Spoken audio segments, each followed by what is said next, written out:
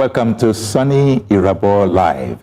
Well, tonight we're going to talk about business in the true empathic sense of the word. You know, business, to some people, business is just do it and get away with it.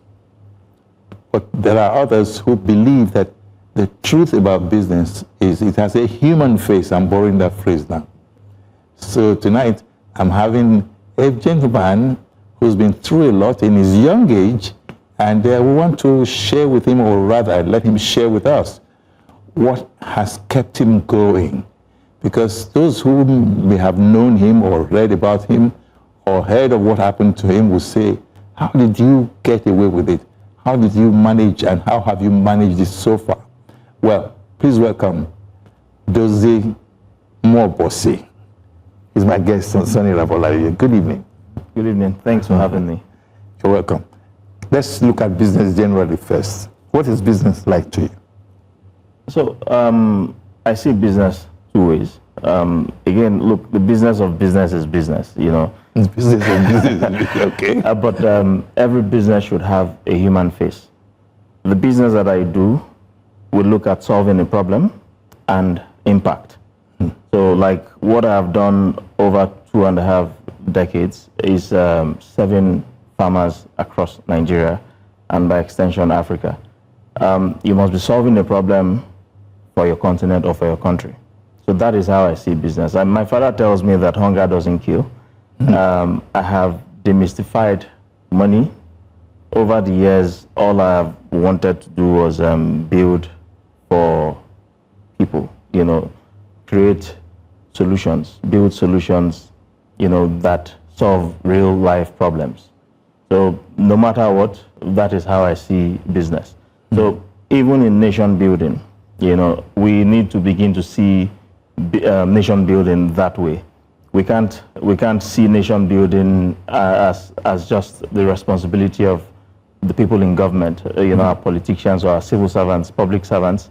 We owe this country, wherever you are from, you owe that country that service.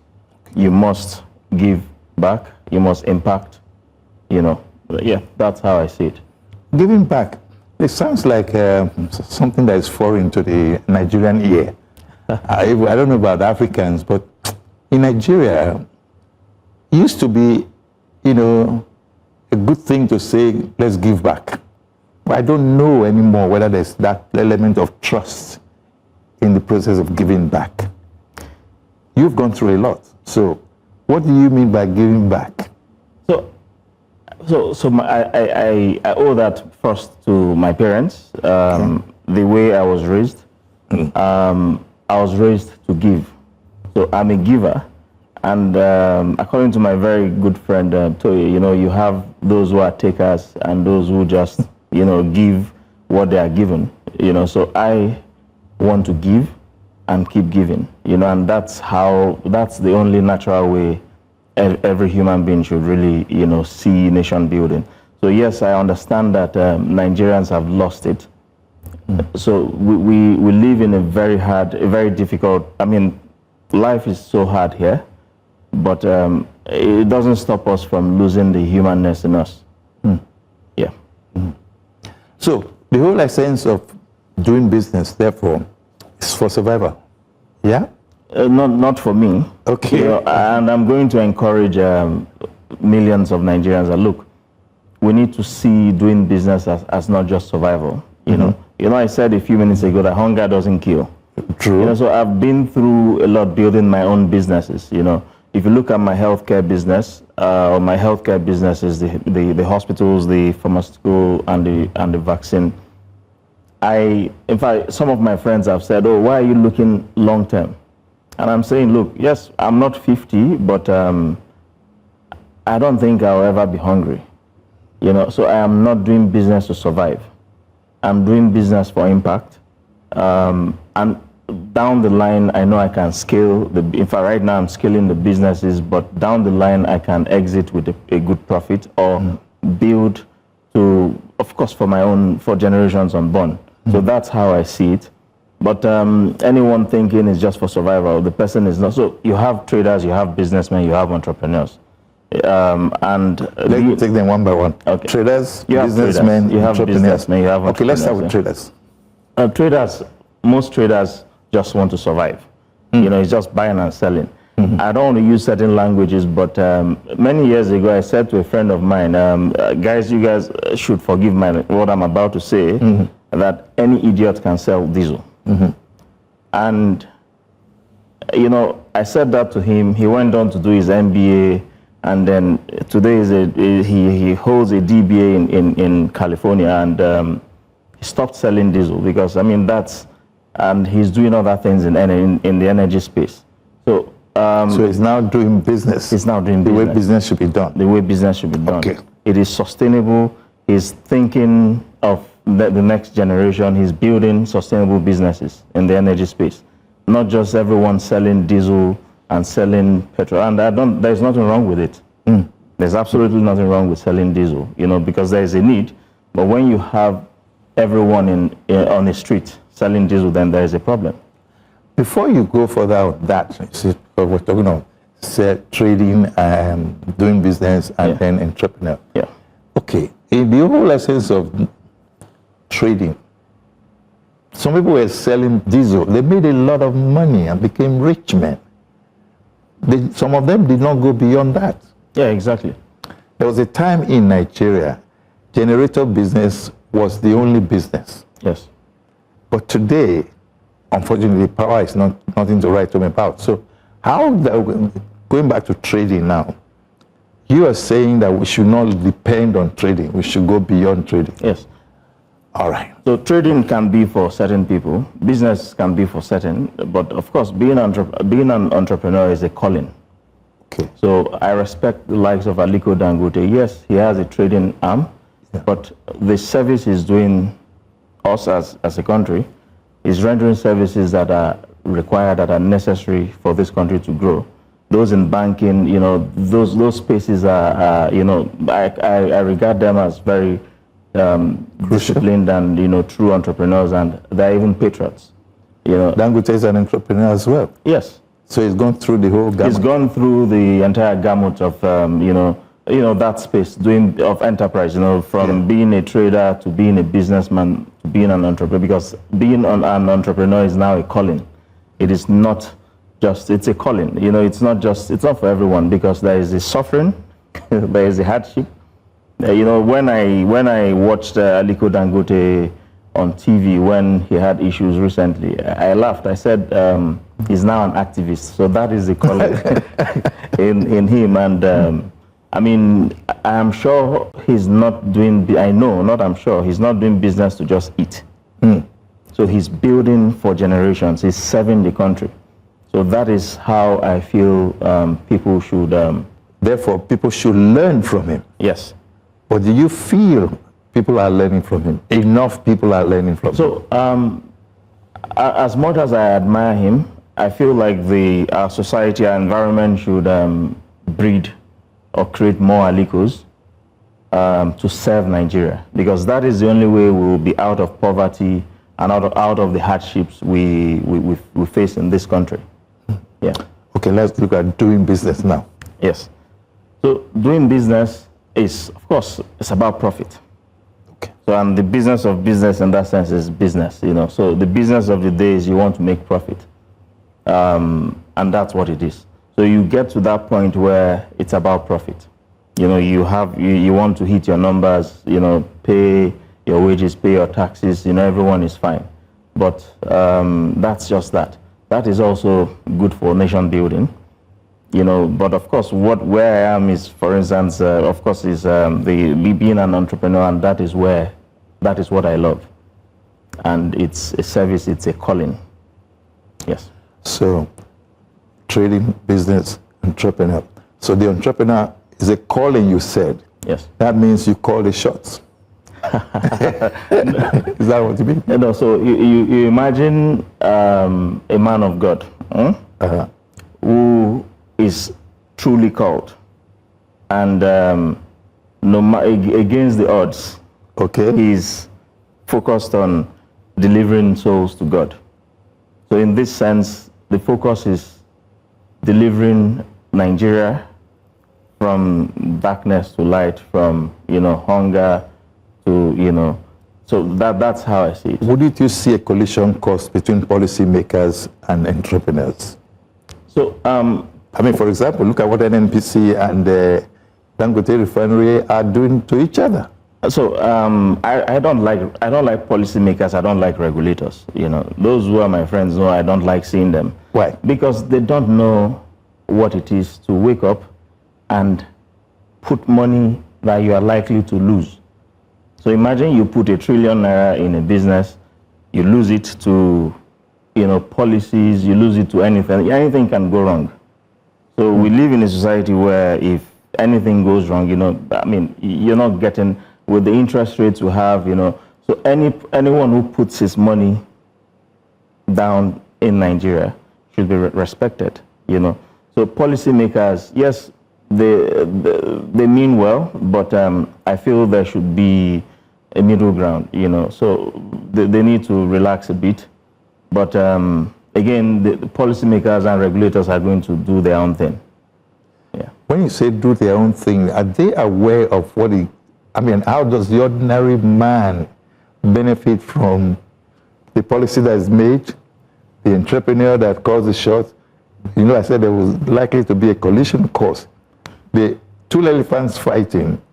So the thing is, it's difficult to, this is my own opinion, it's difficult to find an entrepreneur who calls the shots.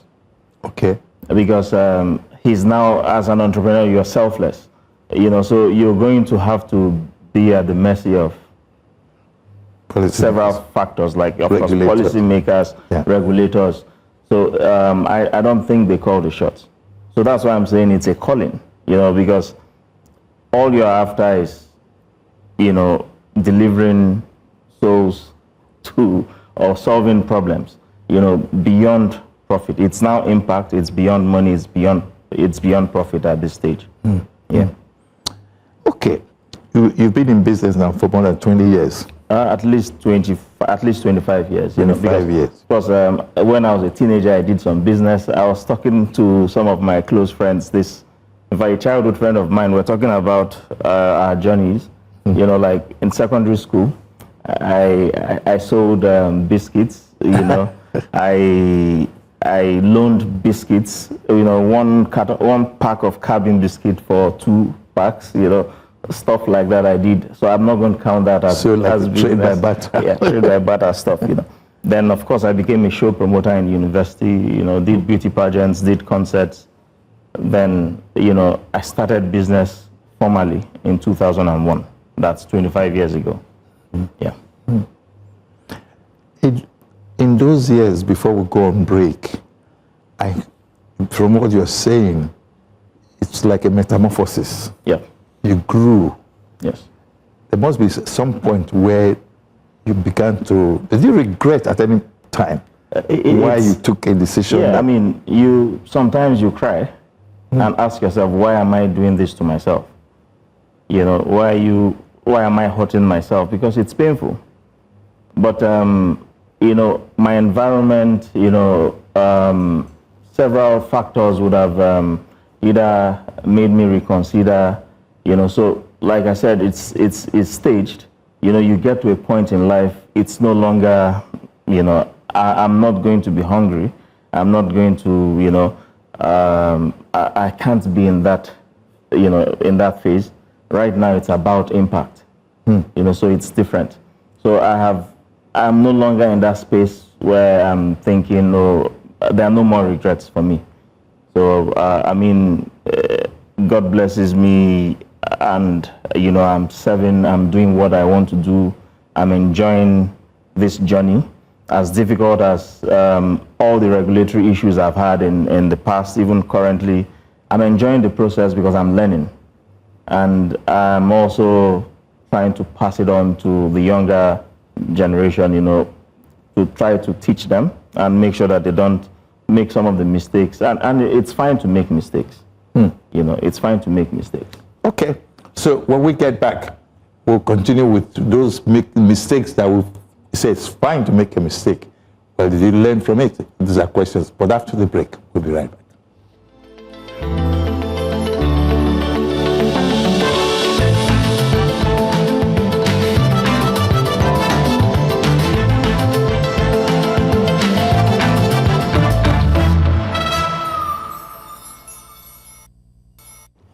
So, on Soni Irabor Live tonight, we're talking about business in different facets. And I have someone who has a lot of stories to share. Dozy Mmobuosi. And so far, so interesting. How did he start? He's talked about it. What were the terrains like? You know, how up and down were they? And the way you started saying, you asked yourself, why did you even venture it at all? Yeah. Can you take it from there? I mean, I've had periods where, you know, things were fantastic, very rosy, you know, and then you operate in an environment that is, you know, not, I don't want to call it difficult, but, you know, a bit unique. And so the Nigerian terrain is unique. I don't want to say it's difficult. It's unique because, I mean, we're a young country.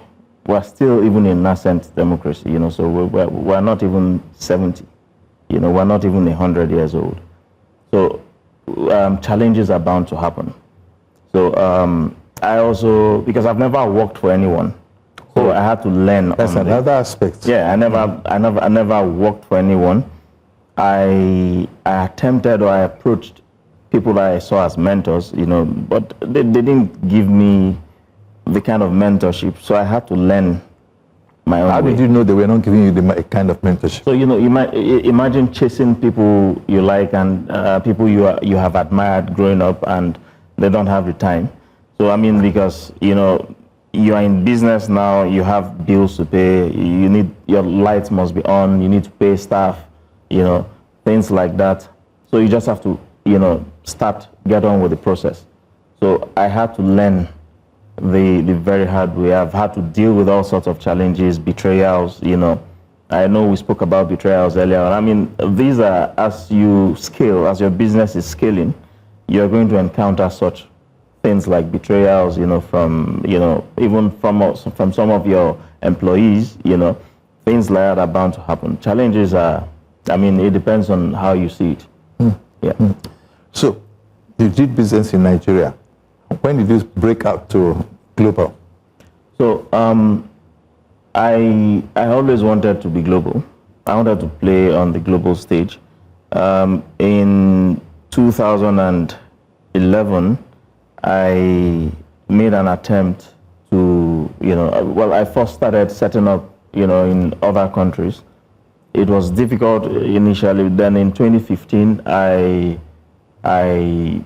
you know, I now fully set up in a few African countries, and then began to gradually set up in the UK. But in 2019, I fully, you know, had that set up in the US, in the UK, and about 12 other countries across Africa. Yeah. So we had 15 to 16. Look, I'm saying 15 to 16 because some locations we just had rep, you know, offices, you know, and but in terms of full operations, we had Ghana, Malawi, a couple of other African countries, and of course in London and in New York. And these countries had different policies, yes, regulations, and so on and so forth. Yeah.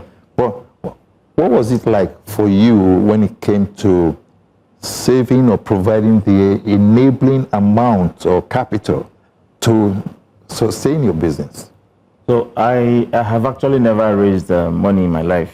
You know, people think I've raised hundreds of millions of dollars. I've actually never raised money. So I've always depended on our cash flow because I like to, you know, I've had friends who have had very bad experiences with private equity. You know, I don't blame them for going that route. But I said to myself, look, I want to build a legacy. I want to build something for generations unborn. So just like my healthcare business, I don't have a partner there. You know, it's patient money. I am not in a hurry to exit or to sell, or so the healthcare business is a business where you know it's long. You know, you're not expecting profit today. You bleed and you continue to bleed until, of course, the business breaks even and then moves to profitability.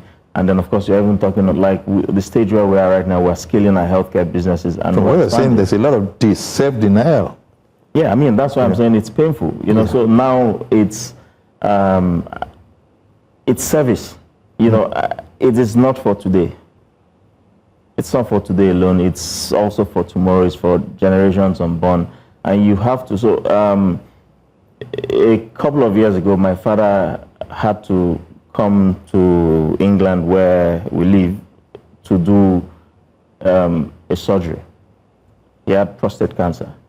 I mean, that's money that should ordinarily stay in Nigeria, but of course, I had to do it in London. It was done in London, but what about millions of men here in Nigeria who cannot afford such surgery? Go to London. So, I mean, will I now say I want to charge them, you know, £100,000 or £20,000 for such surgeries here? You know, so we need to be able to, or someone or a few people should be able to provide that same world-class healthcare infrastructure here in Nigeria. So, I mean, you can't do that and possibly, you know, expect to become profitable even in 3-4 years. It's not possible. So you have to deny yourself. You have to deny yourself. So there are times I want money, but I can't ask my healthcare business to provide money because, you know, sometimes I just tease them and say, look, you should be able to provide a loan to your sister companies, you know. So it's you have to starve yourself. You have to deprive yourself. There's a lot of discipline involved in that. A lot of discipline, you know. So do you see that's not a common practice? Well, I mean, I'm shooting myself in the. No, so that's why I'm saying it's not common practice in Nigeria. Well, you don't know the stories of, you know, real entrepreneurs. You don't know how they denied themselves of certain things, you know. So people, real entrepreneurs, true entrepreneurs, deny themselves of certain things, you know, because, I mean, people are not telling their stories out there. That's why you think it's all. So I have friends who are born entrepreneurs and they are not telling you their story. I know what they go through behind the scenes. You know, it's the founder, like me. If anything goes wrong, we are going to be attacked. We take responsibility. We are the commanding officers, so we have to take responsibility, take all the heat, and move on. So, in taking responsibility, what if somebody you are connected with or to represents you wrongly, by therefore, excuse me, you know, utilizing the funds meant for, you know, excuse me. Yes, sir. Sorry, we have to take a short break.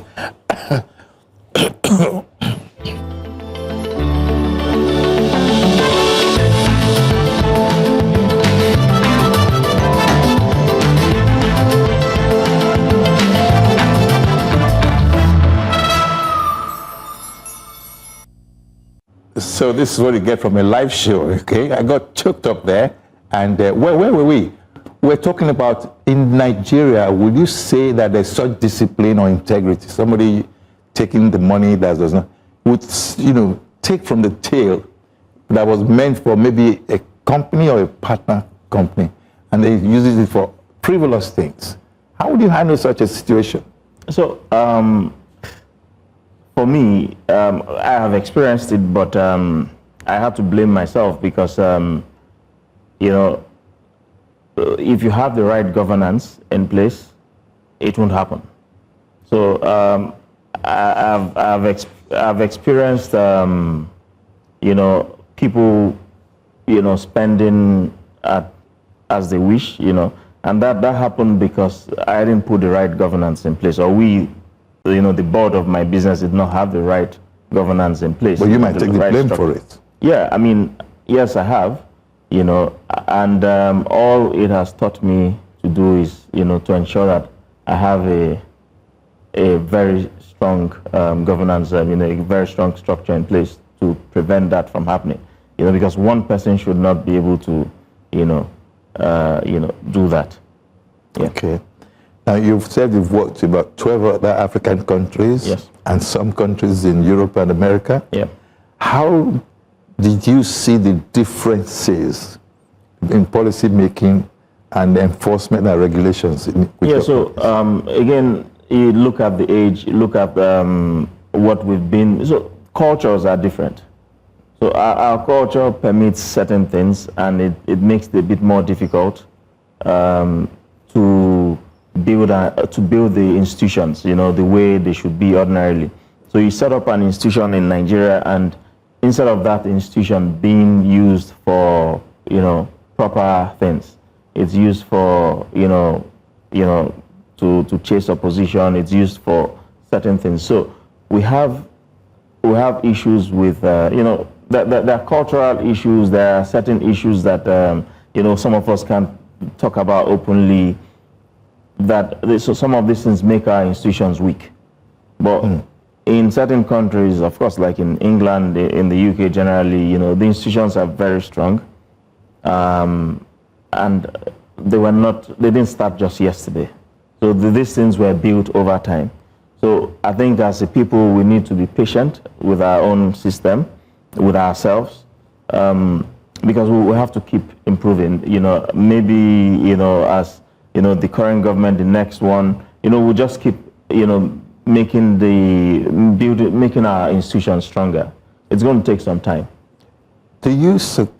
Okay, now Nigeria today deals with about maybe 6,000 megawatts of power, electricity, at best. And I'm told that they actually generate up to 12,000. For a country that is 200 million plus, I don't want to say 230, that's neither here nor there. So for an entrepreneur like you, who you run a business that would be power dependent, how do you think you can survive in that kind of situation? See, we're very strong. So I operate possibly 5 different locations in Lagos alone. So you have power generators across these businesses. 5 different businesses with a few other branches. You can imagine the kind of power. So I disagree with you there. I think we generate north of 50,000. Even we generate north of 50. I mean collectively. So. I'm producing my own power, you're producing your own power, so that is power. Okay. So, but it's also pollution. Well, sorry, but go ahead. Yeah, I don't think we want to get into that tonight, okay. But that is power generator. But again, it is not, we are generating our own power, we're producing our own water, it's difficult. And that needs to be resolved, but it's not for tonight. It can't be resolved right now. It's going to take some time, but I think we should. I'm sure we're going to get it right. I like your sense of optimism. I'm extremely optimistic. I'm a believer. I believe in this country, and I have no choice. I have to believe in my country. We have to build. So this is my own contribution, building my own businesses without complaining. I have, in fact, I have built my most successful businesses in very difficult times. So I have become resilient, with the difficult terrain. So I don't even see it as difficult anymore. I have come to understand that it's a unique situation that I have to just, I become very creative. So yes, we're producing our own power, but this is our country. We have to produce it. We have to produce the power to sell services and products. We have no choice. All right, I'll take you back to the global business enterprising. I did some research and found that in spite of all the controversies, there was a time you were actually interested in buying a football club. I get that a lot. I wasn't just interested. I actually put money down. So I still have almost £9 million stock still with Sheffield United. That's for another day. Of course, because of the regulatory issues, my business, because of the regulatory issues we have. That's just on the side right now. Okay, until the regulatory issues until we resolve whatever issues, Okay. So I have several businesses that were affected by the regulatory issues in America. But I mean, because I can't really speak about that because the matters are in court. We're hoping to resolve as soon as possible. So sports, football is something is a sport, of course, that I love so much, and I felt like black people, Nigerians, Africans generally should not just be playing football. We should also own football clubs. We should. So in England, you find young black boys. All they want to do is just to play for Arsenal. We've had young boys who were denied and they hurt themselves because they were denied. So I mean, you can also own. So I don't think I would. I won't force my son. I won't tell him, look, don't play football. But I'm grooming him. I'm raising him to become an owner, not a footballer. So that you can serve better being an owner. So you can also create that impact. With owning a football club, more Nigerians can play. There, and we'll expose our boys. Again, owning it it should be a thing of pride. I've seen what the Arabs have done in England. Owning the best clubs there. So as Nigerians, nothing should stop us from owning the same. As you were talking, I was looking at the Nigerian youth. Yes. And I know on global stage for the past 40 years, maybe I'm wrong, we've had a lot of young people, young Nigerians, who've made names for themselves. Yeah. Within those 40 years, you had names like Nwankwo Kanu, J.J. Okocha, and so many like that. What can we do for Nigerian youth as we are looking forward now in Nigeria? So we have a very long way to go. There's a fundamental issue with the young Nigerian today, and I think it's our responsibility to help them. So I also own a football club here in Nigeria. Okay. Called 1472. In fact, I've had to suspend the club.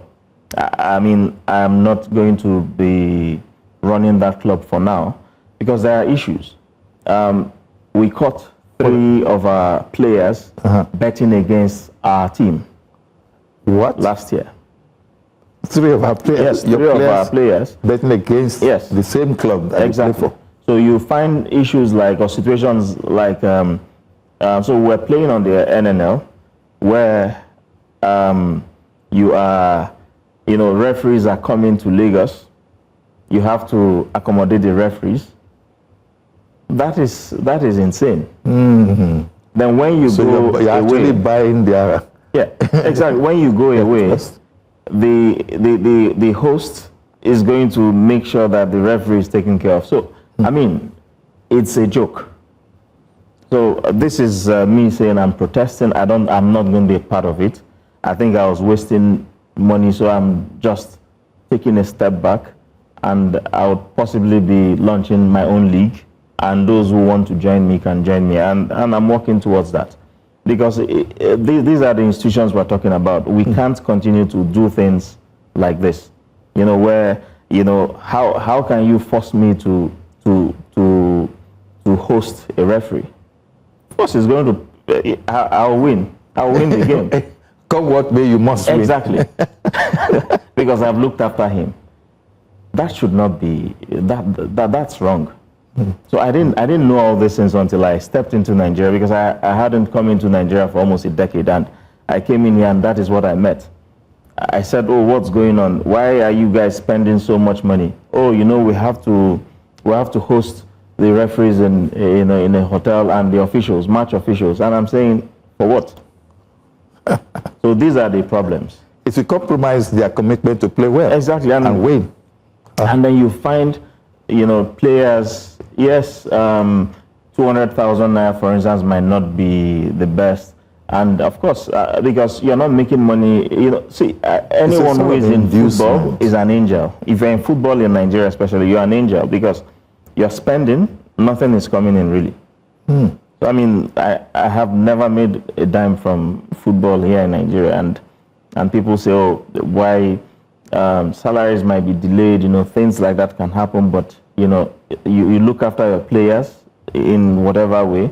So I'm a bit curious. How do you reconcile the passion that the average Nigerian has for Premier League, for example, European League and all of that, and with what is happening in Nigeria? The same Nigeria that they think is not selling, the same Nigerians are going abroad to lay emphasis on their interests. How does that work? So I'll put it this way. You see, growing up, Afrobeats wasn't interesting.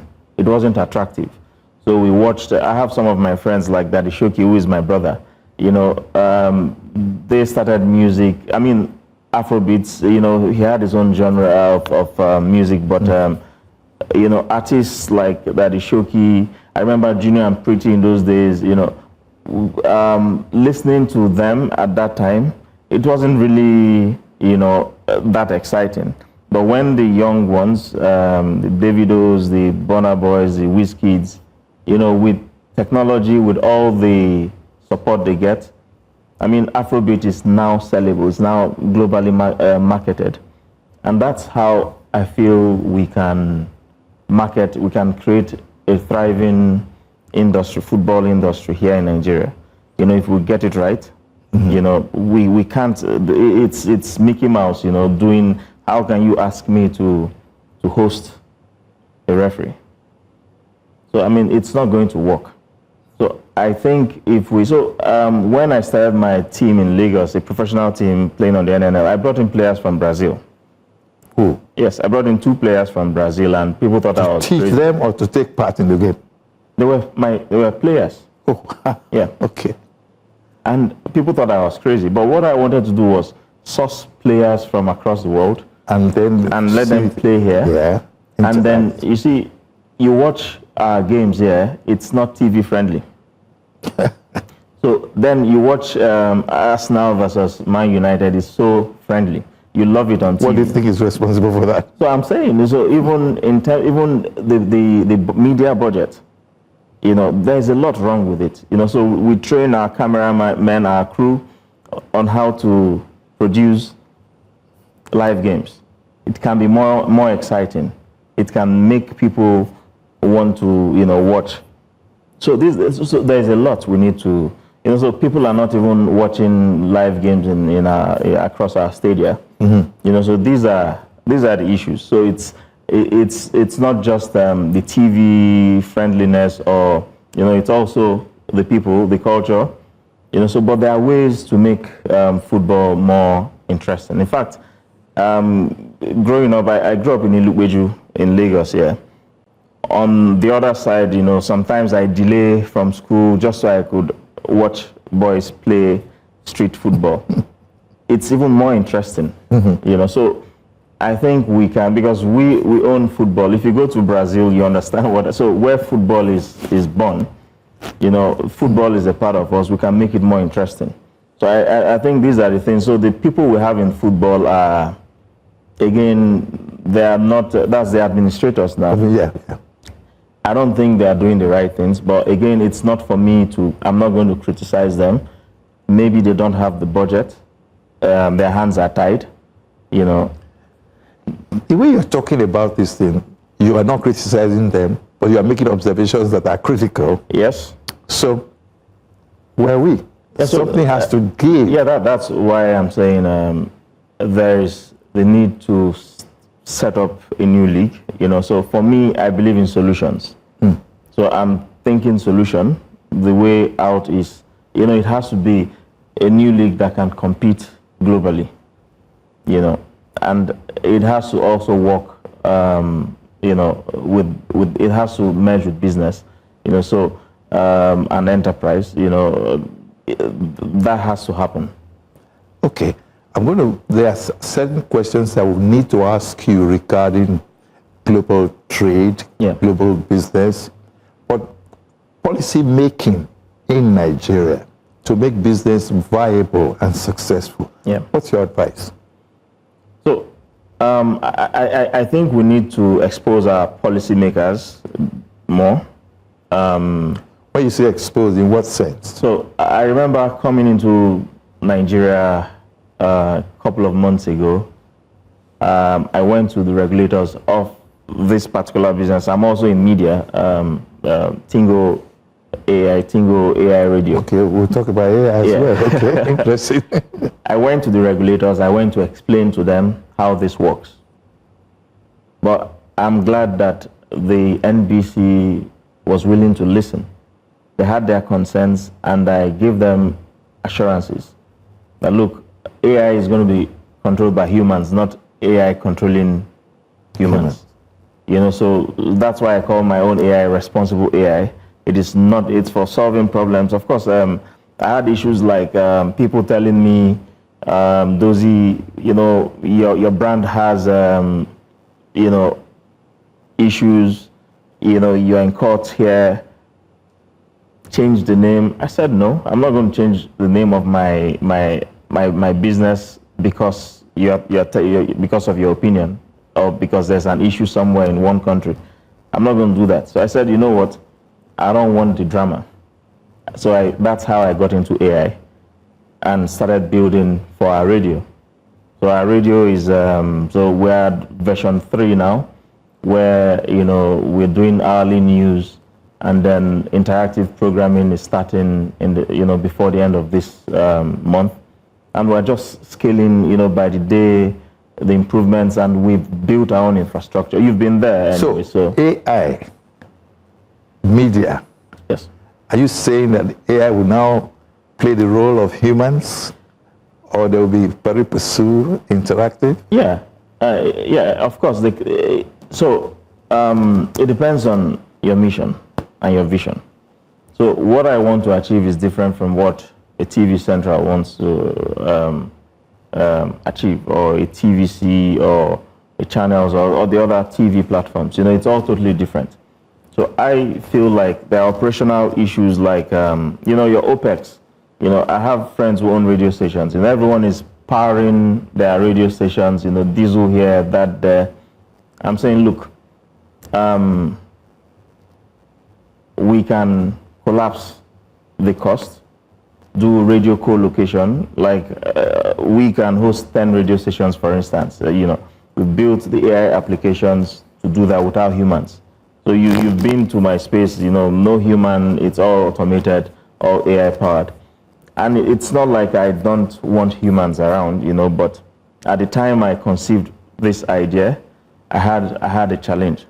And my challenge was the humans were giving me Conditions. And conditions, So I just said, look, you know what, I can run this show without them. And that's what I did, And now the humans are going to come back. Not necessarily. It's not going to happen because it's a full-fledged AI business. So, of course, there are elements like the podcasts we're producing because, see, I always say that humans should control AI because we create AI. So, for instance, real-time translation into about 30 languages, producing podcasts, doing all sorts using AI. So, AI is an enabler.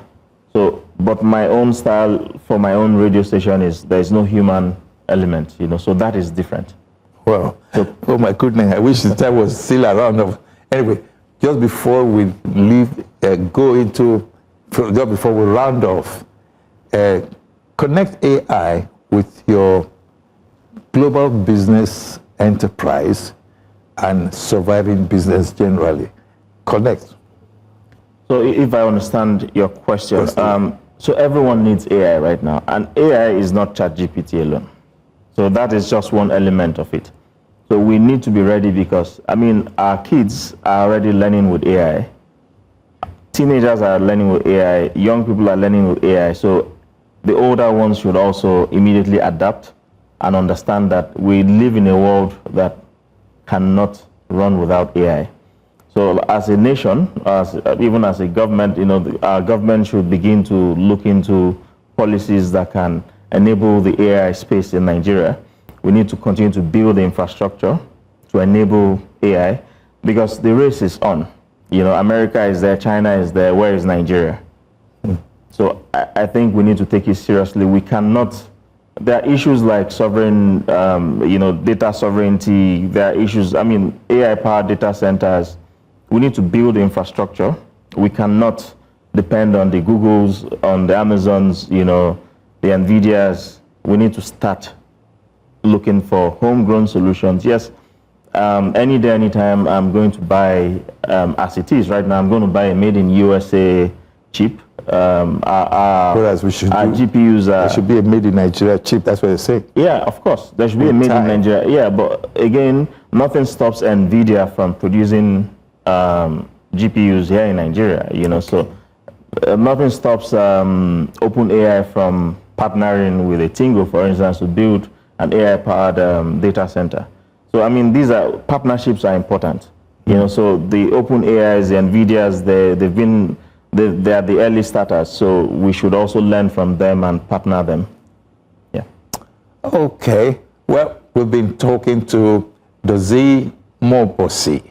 I had to learn how to pronounce that name because you see, M-M-O-D-U-O, no, so B, M-M-O-B-U-O-S-I. Yes. Obrigado. Okay.